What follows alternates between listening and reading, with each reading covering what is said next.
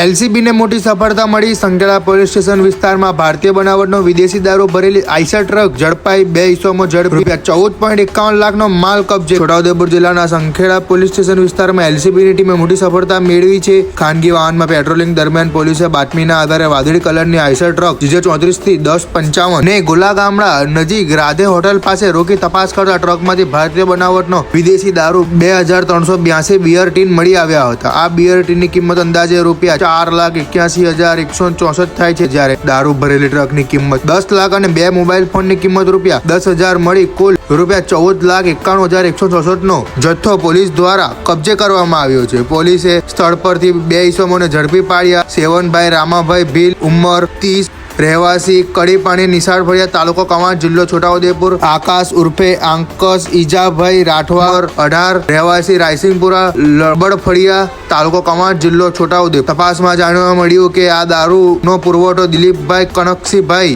રાઠવા, રાયસિંગપુરા, રિસલભાઈ સુરેશભાઈ ભીલ, મોગરા ખાલ ફળિયા અને રાહુલભાઈ રસુલભાઈ રાઠવા, બહાદરપુર, તાલુકો સંખેડા દ્વારા કરાયો હતો। હાલ આ ત્રણેય આરોપીઓ ફરાર છે અને તેમની શોધખોળ ચાલુ છે। આ કાર્યવાહી પોલીસ મહાનિરીક્ષક વડોદરા વિભાગના સંદીપસિંહ, પોલીસ અધિક્ષક છોટાઉદેપુર ઇમ્તિયાઝ શેખ તથા ડીવાયએસપી સંદીપસિંહના માર્ગદર્શન હેઠળ એલસીબી ઇન્સ્પેક્ટર MF ડામોર અને તેમની ટીમ દ્વારા હાથ ધરાઈ હતી। પોલીસ અધિક્ષક ઇમ્તિયાઝ શેખે જણાવ્યું કે જિલ્લામાં દારૂના ગેરકાયદેસર ધંધા સામે કડક કાર્યવાહી ચાલુ રહેશે। દરેક થાણા ઇન્ચાર્જને કાયદાનો કડક અમલ સુનિશ્ચિત કરવા સૂચના આપવામાં આવી છે। આ કાર્યવાહી બાદ સંખેડા વિસ્તારમાં ગેરકાયદેસર દારૂ વેપારીઓમાં ચકચાર મચી ગઈ છે।